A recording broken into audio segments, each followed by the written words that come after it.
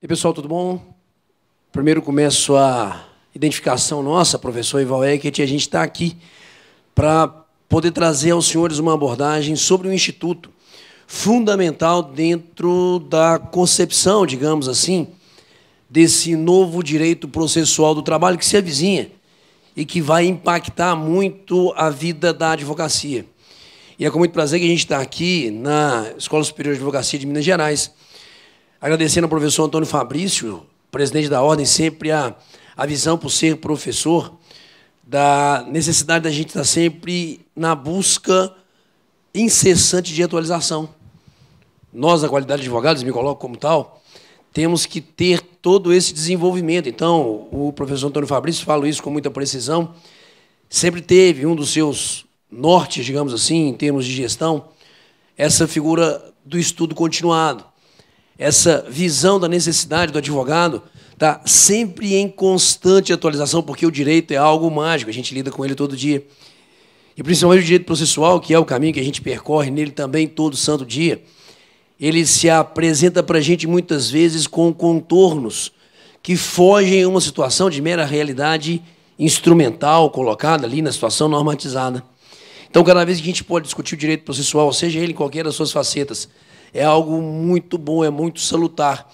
E a professora Silvana Lobo, diretora da escola, também vem nessa mesma linha de trabalho, que é justamente esse desenvolvimento, abrindo as portas da escola, para todo e qualquer projeto que seja justamente de necessária verificação e atualização da advocacia. Porque, senhores, a gente, cada vez mais, dentro do emaranhado de situações normativas existentes no nosso direito, precisamos dessa constante evolução em termos de estudo, e mais do que isso. Nós vivemos uma era do direito processual como um todo, ok? Próximo passo vai ser o direito processual penal sofrer algumas alterações. O direito processual civil continuará a sofrer alterações. Temos aí, então, também a alteração no direito processual do trabalho. E o processo, nessa onda reformista que ele vive, vai exigir da gente uma atenção diária, principalmente diante das interpretações que os próprios tribunais passarão cada vez mais a dar a essas novas normas e institutos processuais. E o tema que me colocaram aqui, senhores, é justamente a figura da desconsideração da personalidade jurídica. Um tema extremamente relevante no tocante ao direito material do trabalho. Porque, sem dúvida nenhuma, ele processa, e ele assim o é, nada mais é que o caminho para que ali a gente possa dar ao cidadão aquilo que ele, cidadão, tem de direito material a ser dito e concretizado no mundo real. E um dos mecanismos processuais altamente relevantes, ditados, inclusive, pela figura do novo Código de Processo Civil, e agora inserido de uma forma muito precisa também na CLT, nessa CLT reformada, incidente de desconsideração da personalidade jurídica é capaz, sim, de viabilizar, senhores, situações muito concretas de dar ao cidadão o direito material por ele pretendido e ali, uma vez, reconhecido pelo Estado. Logo, aproveitando o tempo que a gente tem aqui, vamos já dimensionar essa figura do incidente de resolução, perdão, do incidente de desconsideração da personalidade jurídica, tal como agora visto também pela CLT reformada. Senhores, o CPC 2015, quando entra em vigor ali em 2016, 18 de março, para ser bem preciso, passou a carregar e a nos dar um incidente de desconsideração da personalidade jurídica como uma modalidade de intervenção de terceiro. Então, a primeira coisa que o legislador fez, senhores, antes da gente pensar nas teses trazidas e, consequentemente, também teses vitoriosas dentro da figura do incidente, foi justamente colocar como uma modalidade, insisto, de intervenção de terceiro, algo bastante interessante, quando a gente pensa justamente num processo de resultado e na busca de um direito material. Porque eu quero discutir com os senhores uma situação de solidariedade em relação ao devedor dito principal, desse a quem ali eu estou desconsiderando a personalidade. Então, o CPC, ao colocar na geografia do Código Novo esse incidente para a desconsideração da personalidade jurídica, coloca como intervenção de terceiro, respeitando preceitos constitucionais. E, senhores, por que a gente iniciaremos falando justamente dessa visão do Código de Processo Civil muito simples? Quando o TST teve a oportunidade, logo depois do Código de Processo Civil ter sido publicado, de baixar aquela instrução normativa, onde ele falou, isso aqui se aplica e tal, não sei o que tem, lá ele disse que já se aplicava artigo 133 a 137 do Código de Processo Civil atual. Aonde ali, nele, 133 a 137, eu tenho a regulação desse instituto. Então, desde que assim surgiu essa modalidade nova de intervenção de terceiro, regulada no Código de Processo Civil, o TST falou, vamos aplicá-la ao direito processual do trabalho. Mas a gente sabe que a aplicação de institutos de um direito processual civil no direito processual do trabalho muitas vezes pressupõe situações interpretativas, notadamente levando em consideração preceitos próprios, para mim não do processo do trabalho, mas do direito material do trabalho que ali se busca efetivar. E aí, muitas vezes, a gente viu, durante esse pequeno percurso de tempo do Instituto criado no CPC, ali identificado enquanto procedimento, e o próprio TST falando da aplicabilidade, muitas discussões entre aqueles que são do direito processual do trabalho sobre a aplicabilidade e o alcance da aplicabilidade de alguns preceitos que o CPC firmou se seriam ou não também utilizados na CLT. Senhores, a reforma, artigo 855A, a reforma na CLT, trouxe justamente nesse artigo 855A a figura do incidente da desconsideração da personalidade jurídica. E aí, então, agora, nós podemos dizer que nós temos parâmetros, sim, normativos dentro da CLT em termos de procedimento desse instituto. E aí, me permitam rapidamente, senhores, aplica-se, estou lendo o caput, ao processo do trabalho, o incidente de desconsideração da personalidade jurídica previsto nos artigos 133 a 137 do Código de Processo Civil. Atenção, a lei não fala no que couber. O caput do artigo 855A da CLT está dizendo, aplica-se. Pronto. Eventuais possíveis discussões já começam a ficar de lado. Porque eu não estou dizendo no que couber, ou conforme os preceitos, digamos assim, talvez diferenciados, do direito processual do trabalho, até porque, senhores, eu sou um pregador de uma unificação teórica. A gente tem que ter pensamentos teóricos e, notadamente, de normas fundamentais processuais, porque derivam da Constituição, aplicado a todo e qualquer ordenamento de ordem processual, seja ele do que campo for ou de que campo for. Claro que eu tenho aqui, no parágrafo 1º, uma questão recursal, porque os recursos no direito processual do trabalho são diferentes dos recursos no direito processual civil, ok? Então, eu regulo de forma específica no parágrafo 1º sobre a decisão interlocutória que vem a julgar esse incidente, e no parágrafo 2º, uma visão de uma tutela de urgência, senhores. Então, espera aí. Primeira situação interpretativa válida. Só mudar aqui para eu ter o meu tempo marcado. Primeira necessidade interpretativa, ou visão interpretativa necessária. Estou aplicando subsidiariamente, não no que couber. Eu estou pegando o artigo 133 a 137 do Código de Processo Civil, tal como lá regulado, e lançando e dando ele vida, já agora, dentro do direito processual do trabalho. Primeiro ponto. Diferença, senhores, em termos recursais, acabou. Para o devido ajuste do Instituto ao direito processual do trabalho. Então, agora a gente tem que começar a verificar justamente quais são as situações altamente impactantes do incidente, tal como gira no cível, e que agora passará também a girar no direito processual do trabalho. E eu costumo afirmar que o incidente agora regulado como modalidade de intervenção de terceiro traz para dentro do Código e agora também para dentro da CLT duas teses vitoriosas. Duas teses em relação a assuntos e temas cuja abordagem dos tribunais e dos nossos doutrinadores, tanto no direito processual civil, mas principalmente no direito processual do trabalho, sempre foram muito divergentes em termos de possível interpretação. O primeiro norte, nosso senhores, chama-se Constituição. E diante dela, duas teses se fazem vitoriosas no CPC, e aí nós vamos pensar no alcance e aplicabilidade no direito processual do trabalho. Primeiro, não é lícito ao juiz de ofício determinar a desconsideração.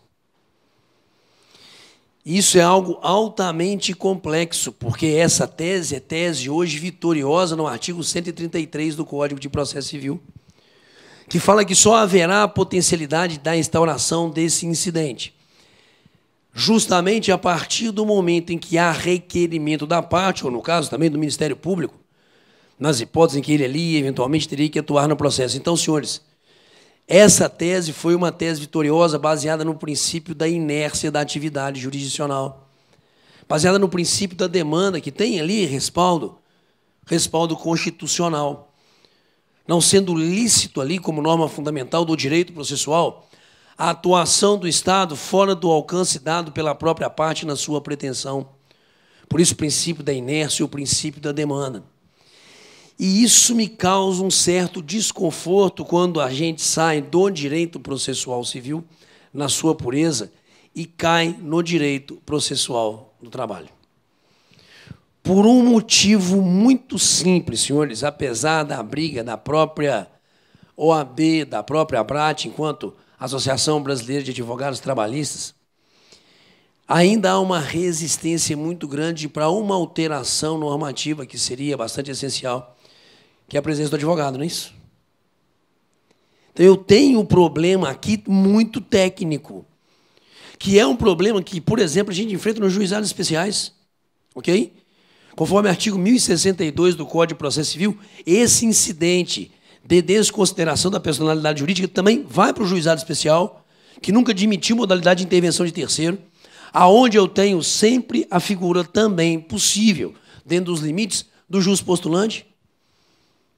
E aí, como que eu vou exigir, não é isso, tecnicamente, de um cidadão que não é um cidadão afeito às normas do processo, eventualmente ali a solicitação correta do incidente? E pelas modalidades, que são as modalidades próprias dentro da lei. Então, aqui eu tenho um certo desconforto. Mas a gente vai pensar em teses vitoriosas, digo de novo, baseadas na Constituição, senhores, essa é a minha primeira preocupação. Incidente de desconsideração de personalidade, só há requerimento. Primeiro problema. Segunda tese vitoriosa, que para mim não é um problema, senhores, porque é equacionado tecnicamente, inclusive equacionado tecnicamente, talvez não tenham percebido, pelo próprio artigo 855-A da CLT, essa agora a CLT reformada.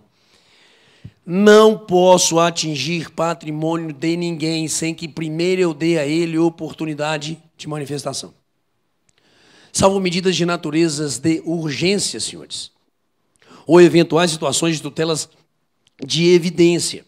Com previsibilidade legal, não é lícito que eu atinja o patrimônio de cidadão nenhum, sem que a ele previamente seja dado o direito de apresentar as suas manifestações, a sua defesa, qualquer nome que queiram dar. Então, dentro dessa linha de raciocínio, segunda tese vitoriosa. Primeira, nunca requerimento. Segunda tese vitoriosa. Para eu atingir patrimônio de terceiro, eu devo primeiro citá-lo, dando oportunidade de apresentação de defesa, não sendo lícito, portanto, ao juiz de ofício determinar, não sendo lícito ao juiz determinar o ataque a patrimônio de terceiro em desconsideração, sem que antes a gente dê a oportunidade desse cidadão se defender. Senhores, muitos veem nisso um problema técnico seríssimo. Por que muitos veem nisso um problema técnico muito sério? Porque, cara, a busca, principalmente do crédito trabalhista, incessantemente se faz, sempre na tentativa de localização de bens, não é isso? Daqueles ali que deveriam responder por essa obrigação. Putz, se eu dou notícia para o cara através do ato citatório que eu poderei atingir o patrimônio dele, para alguns isso causa um desconforto, aonde ali se identificaria justamente o quê? a grande potencialidade de dilapidação patrimonial logo depois do ato citatório. Senhores, isso é extremamente muito bem equacionado pela lei processual. E digo lei processual civil e agora também lei processual trabalhista. Porque se eu penso na desconsideração, e vamos trabalhá-la em todos os seus sentidos. Primeiro, a desconsideração convencional, como eu chamo. O que é a desconsideração convencional? PJ Ré, vou atingir patrimônio do sócio. Desconsideração inversa. A minha relação jurídico-material é com uma pessoa natural. Vou atingir patrimônio da empresa. Porque muitas vezes existe essa confusão. Ok? Terceira, desconsideração de grupo de empresas. Onde eu estou atingindo no processo ali, como réu, como reclamado, justamente uma pessoa jurídica que compõe um grupo de empresas, para a gente poder desconsiderar dentro do grupo. Em quaisquer dessas possíveis situações de desconsideração, só permitirei ataque ao patrimônio, voltei ao tema, depois do ato citatório. Depois da oportunidade de apresentação, de defesa, de manifestação. E, Val, mas isso pode trazer realmente essa figura que você aqui apresentou, de uma situação de dilapidação patrimonial, desse agora citado, seja pessoa jurídica, seja pessoa natural, logo dilapidar o patrimônio. Senhores, aí vem o CPC e me diz o seguinte: toda e qualquer alienação patrimonial posterior a esse ato citatório, que gere aquilo que seria o estado de insolvência desse terceiro, que se busca ali desconsiderar para ataque ao patrimônio, é fraude à execução. Primeira coisa, eu vou garantir preceito constitucional, só vou atingir o patrimônio depois do ato citatório, ótimo. Mas a partir do momento em que eu realizo esse ato citatório, desse terceiro, dizendo que eu vou tentar aqui provar que seria a causa de desconsideração, ele abre-se a ele a oportunidade de defesa, alienou patrimônio, não é fraude ao credor, é fraude à execução. E na fraude à execução posso eu buscar o patrimônio, não é isso? Eventualmente alienado a terceiro. E aí então vem uma inteligência da CLT, em criar uma regulação que no direito processual civil nós não regulamos de uma forma direta, apenas de forma transversa. Senhores, vou ler o artigo 855-A, parágrafo 2º, tal como posto, agora na figura da reforma. A instauração do incidente, parágrafo 2º do artigo 855-A, suspenderá o processo. Beleza. O CPC fala em suspensão a partir do momento em que o incidente é instaurado, ok? Nós suspendemos o processo a partir do momento em que o incidente é apresentado. E esse incidente precisa ser em autos apartados, bobagem, velho. Petição simples no curso do processo. Petição dentro dos autos.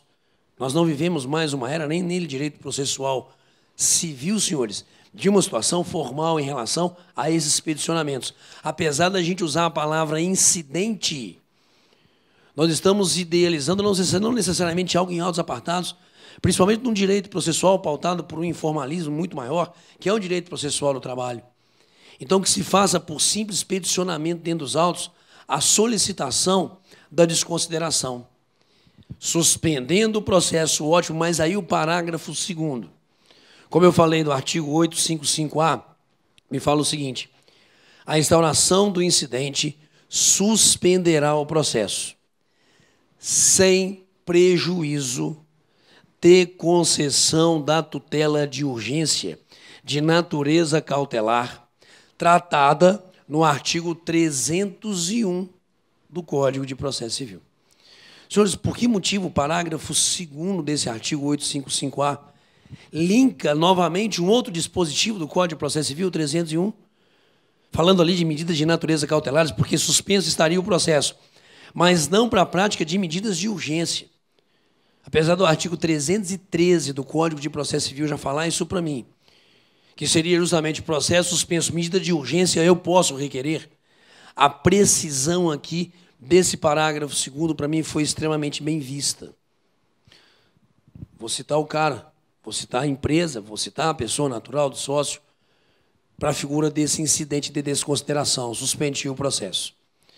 Após o ato citatório, o que eu tenho é potencial situação de alienação patrimonial e fraude, ok?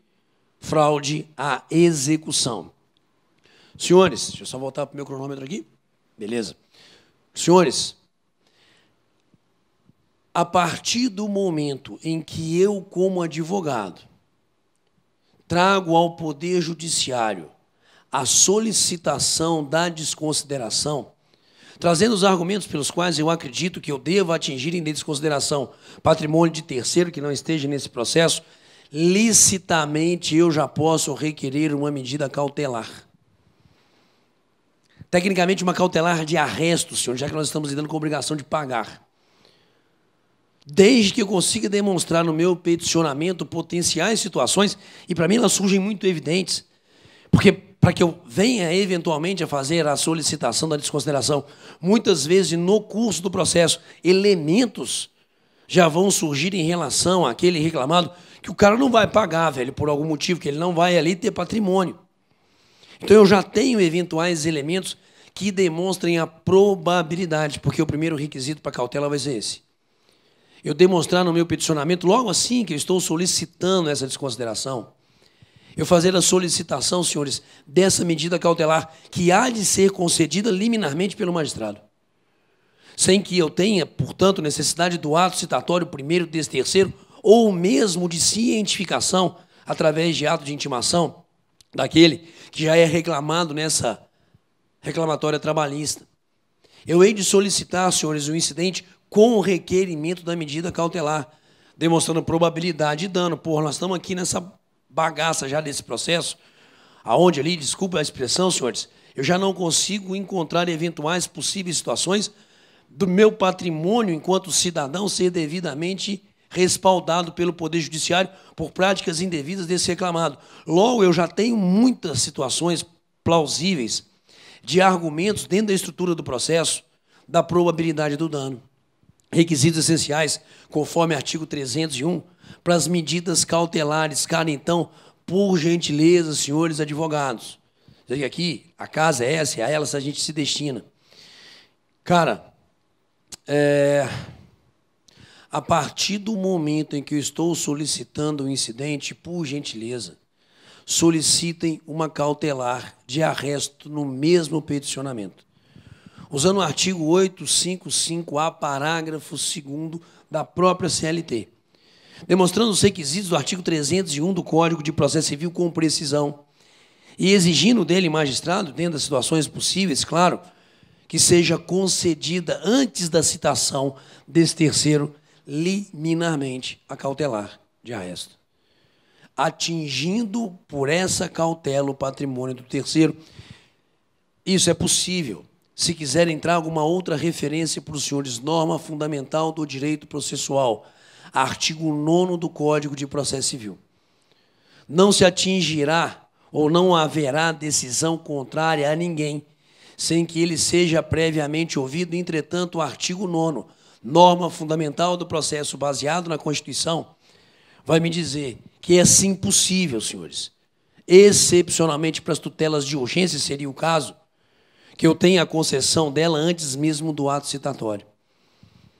Então, a partir do momento em que eu tenho essas duas teses vitoriosas, não é possível a requerimento. E segunda, que eu preciso necessariamente ter o ato citatório prévio, oportunização de defesa para ir atingir patrimônio em desconsideração de terceiro, eu não abro mão, pelo contrário, eu, CLT, deixei muito claro da potencialidade de medidas cautelares para poder ali, eventualmente, arrestar bem desse terceiro, para depois eu ter patrimônio suficiente para amparar o cidadão na busca do seu direito trabalhista. Então, por isso que eu não vejo nenhuma grande dificuldade, senhores, da hoje exigência normativa dentro, portanto, em aplicação subsidiária da própria CLT, deu primeiro para atingir o patrimônio daquele que seria o terceiro em desconsideração, ter ato citatório, e oportunização de defesa. Mas me permitam, senhores, existe um brilhantismo na sedimentação desse instituto agora dentro do direito processual. Porque a gente observa muito na prática, cara, justamente o quê? A busca pela desconsideração da personalidade, muitas vezes na execução, na fase de cumprimento de sentença. Aonde ali, primeiro você esgota os meios de ataque, de busca de patrimônio daquele que seria o executado, para somente aí fazer o requerimento da desconsideração. Isso sempre foi uma visão prática, derivada para mim da falta de ritualização do Instituto como eu tenho hoje. Senhores, Instituto de Desconsideração da Personalidade Jurídica não é instituto de execução, não é instituto de cumprimento de sentença tão somente. O dito ou a dita desconsideração da personalidade jurídica é, senhores, preceito de processo de conhecimento, intervenção de terceiro. Então, já no curso da própria reclamatória trabalhista, em primeiro grau de jurisdição, senhores, licitamente eu posso o quê? Solicitar a suspensão dela, reclamatória, instaurando o incidente. Talvez diante de elementos probatórios que estejam surgindo no curso do processo, onde desde logo eu já identifico as situações propícias para desconsideração. E quais seriam essas situações propícias para desconsideração? A gente, quando fala em desconsideração, pensando ali na situação do direito material, nós temos duas grandes teorias da desconsideração. Temos a chamada teoria maior, teoria essa baseada no artigo 50 do Código Civil, que cria situações de exigências de demonstração de mistura patrimonial, de situações fraudulentas. Essa é a teoria maior. Mas nós temos também a chamada teoria menor da desconsideração. Para mim, ela é aplicável ao direito processual do trabalho, tal como aplicado na defesa do consumidor. Ok? A teoria menor, senhores, não exige uma comprovação de que aquele que é realmente contra quem eu tenho relação jurídico-material, no caso de determinada empresa, não exige que eu demonstre que ela não tem prejuízo, que ela não tem patrimônio, para que eu consiga, eventualmente, a situação da desconsideração. A teoria menor, claro, ela aplicada ao direito consumerista, ao direito trabalhista, vai me dizer que a partir do momento em que a personalidade jurídica da empresa é um empecilho a uma boa efetivação do direito, isso já é motivo suficiente para desconsideração. Senhores, situações jurisprudenciais firmadas dentro da teoria menor da desconsideração. Não estou localizando a empresa ré. Porta fechada, mudou de endereço, ainda em atividade, ok? Mas eu não estou conseguindo localizar. Isso acontece todo dia, senhores. Desculpa a expressão, mas quem está acostumado comigo em sala de aula, porra, velho, isso acontece todo santo dia, um monte de vezes. Para a situação de construção, saiu doutrinária e jurisprudencial da desconsideração pela teoria menor, isso já é motivo suficiente para desconsideração. Porque a personalidade jurídica passa a ser um empecilho, não estou nem aí para a necessidade de demonstrar se tem ou não aquela empresa patrimônio para poder amparar o crédito. Estou nem aí, senhores. A partir do momento em que há um empecilho criado, nitidamente, por situações fáticas, onde a própria personalidade jurídica daquela pessoa jurídica passa a ser um empecilho a um bom reconhecimento e efetivação do crédito, teoria menor da desconsideração, ela já é possível. E isso que eu acho altamente interessante, agora então eu vou pegar essa figura teórica, que é a teoria menor, e vou linkar numa situação procedimental dada pelo Código de Processo Civil, e, portanto, aplicado subsidiariamente, senhores. Estou no artigo 134, parágrafo 2º do Código de Processo Civil. Dispensa-se a instauração do incidente, esse que gera a suspensão do processo e tal, se a desconsideração da personalidade jurídica for requerida na petição inicial, hipótese em que será citado sócio ou a pessoa jurídica. Senhores, por gentileza, petição inicial de reclamatória trabalhista, solicite desconsideração. Na própria petição inicial, senhores, permissivo, derivado, inclusive, do artigo 855-A da CLT, 134, parágrafo 2º. E me permitam aqui uma visão prática, porque, de novo, nós estamos na casa da advocacia. Eu vou propor reclamatória trabalhista contra aquela empresa, mas quero, desde logo, também a desconsideração em face de, trazendo, inclusive, para a primeira audiência, desde logo, não apenas aquele contra quem ali se tem a propositura da reclamatória, mas também aquele, senhores, cujo patrimônio seria buscado em desconsideração. Isso desde logo, no início do processo. Claro, a advocacia atual, a advocacia contemporânea, pressupõe uma fase que eu acho ela fundamental, uma fase pré-processual, uma fase de busca de informações, para que eu possa já, até mesmo no caso da desconsideração, trazer desde logo na minha petição inicial elementos necessários e suficientes a essa demonstração. Então, na verdade, senhores, o que alguns estão vendo como um empecilho a uma boa busca por recuperação de créditos, que é justamente alguns resistentes a esse instituto, agora regulado, tendo por base o Código de Processo Civil, eu não vejo isso com tanta desconfiança no direito processual do trabalho, pelo contrário. Eu estou preservando a Constituição, mas, ao mesmo tempo, e aí entra o trabalho técnico do advogado, de estudo, que é o que os senhores estão fazendo aqui, de percepção da realidade procedimental, que é o que os senhores estão fazendo aqui, com a minha esperança que o Poder Judiciário possa botar os olhos nisso com muito carinho, de que o que eu tenho são instrumentos mais eficazes e efetivos para a busca da recuperação desse crédito trabalhista, senhores. Não uma situação de empecilho à boa busca dele, porque ele é agora, esse incidente, tal como regulado, algo que permitirá a nós, advogados, trabalharmos com ele de uma forma altamente interessante. Senhores, inclusive, não podemos esquecer, esse incidente é a qualquer momento do processo, em qualquer grau de jurisdição.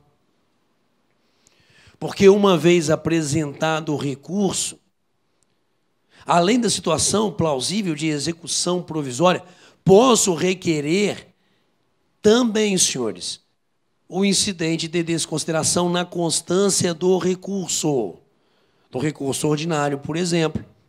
Ok? A quem eu vou requerer? Ao relator. Não sendo mais função do juiz de primeiro grau. Isso já era algo estipulado no CPC, e isso também é a realidade da própria CLT, porque me permitam aqui, senhores, a visão da estrutura recursal, que é o último ponto que nos resta falar sobre o artigo 855-A da CLT. Parágrafo 1º. A decisão interlocutória que acolher ou rejeitar o incidente. Aí eu estou pensando na estrutura recursal. Na fase de cognição, não cabe recurso imediato, na forma do parágrafo 1º do artigo 893 da CLT. Eu não tenho recurso imediato contra decisão interlocutória que acolhe ou rejeita o instituto. O que eu tenho é, no recurso próprio, não é isso? Recurso ordinário, a oportunidade de questionar essa matéria dentro ali da visão do princípio recursal, que é o princípio da inexistência de um recurso em separado das decisões interlocutórias, que é um recurso muito visto pela CLT. Então, fase cognitiva, aguardarei sentença, aguardarei recurso ordinário. Na fase de execução, agravo de petição, independentemente de garantia do juízo. Ok? Que é o recurso próprio na execução, porque eu não teria a mesma situação do giro convencional do conhecimento. E cabe a agravo interno, item 3 do parágrafo 1º, se proferida pelo relator, em incidente instaurado originariamente no tribunal. O que está me dizendo o item 3, senhores? Aquilo que também está regulado no Código de Processo Civil. durante a fase recursal também é possível a solicitação desse incidente de desconsideração da personalidade jurídica. Decisão do relator contra a qual caberá agravo interno. Então, senhores, por gentileza, o incidente de desconsideração da personalidade, tal como hoje regulado na CLT, com toda a referência aos 133 e 137 do Código de Processo Civil, não é para mim um retrocesso, muito antes, pelo contrário. É um respeito a preceitos constitucionais do processo e respeito à Constituição, senhores, em qualquer campo do direito processual que eu esteja, é o que deve existir. Portanto, eu não tenho ali a visão necessária, perdão, eu tenho a visão necessária do requerimento, mais do que isso, eu tenho a visão prévia da citação e decisão para atacar patrimônio. Mas que a gente tenha nesse instituto, tal como agora regulado no próprio Código de Processo Civil, em aplicação subsidiária, a viabilidade do início do processo já trazer em si embutida a figura da desconsideração, ou muitas vezes em qualquer momento da fase cognitiva, em primeiro ou ali em grau recursal, que seja solicitado esse incidente, claro, trazendo elementos necessários e suficientes à demonstração da potencialidade do mesmo, e que não se abra mão de medidas cautelares, cautelar de arresto, para inibir que esse terceiro, eventualmente citado ou já citado, faça dilapidação patrimonial, podendo no próprio mecanismo processual, peticionamento, em que se solicita o incidente de desconsideração, que também se solicite a medida cautelar, dentro da situação ali de informalidade e simplicidade necessária a toda e qualquer vertente do processo hoje. E que, uma vez existindo a procedência da solicitação, o acolhimento desse incidente de desconsideração, senhores, a partir daí eu não posso pensar numa regra de responsabilidade patrimonial. Isso aqui é complicado para mim, tá? De uma regra de responsabilidade patrimonial secundária. O CPC me fala que o incidente de desconsideração seria, na verdade, uma situação, uma vez reconhecido, que realmente o terceiro deve responder com seu patrimônio, como uma situação de responsabilidade patrimonial secundária. O que seria isso? Esgotamos a busca de bens do dito devedor principal para depois buscar patrimônio desse que ali, em desconsideração, já foi devidamente reconhecido. Eu acho que a melhor resposta, senhores, para o direito processual do trabalho não seria essa, mas sim de uma responsabilidade solidária. Apesar que ele, CPC, colocar a figura do incidente lá na parte da execução, notadamente ali, quando fala de responsabilidade patrimonial, como responsabilidade patrimonial secundária, eu acho que o crédito que se busca, por serem ali, eventualmente, com algumas diferenças, algumas situações distintas, mas, em regra, verbas de natureza alimentar, que a gente possa caminhar no sentido, mesmo agora, havendo a regulação, de que o que necessário seria é, sim, a verificação da solidariedade na busca desse crédito, quando ali já houver um reconhecimento da figura da desconsideração por decisão, seja do juiz de primeiro grau ou, eventualmente, no tribunal. Senhores, alguns pontos de início de conversa, de início de percepção dessa modalidade de intervenção de terceiro no CPC, agora regulada na figura da CLT, e que ela seja vista, na verdade, como um instrumento hábil a, diante das garantias constitucionais, viabilizar a busca desse crédito. Ficando aqui o agradecimento da galera que estava presencial aqui, da galera que está assistindo a gente aí em gravação, ok? Estamos à disposição. Inclusive aqui na Escola da Ordem, falo agora como coordenador da pós-graduação em Advocacia Civil, ok? Nós temos os projetos aqui presenciais e online, tanto de advocacia civil quanto de advocacia trabalhista, criminal. Estamos lançando a tributária agora também, e os senhores são muito bem-vindos a essa casa, que é a Casa da Advocacia. Pessoal presencial, obrigado. Galera do online aí, obrigado, valeu.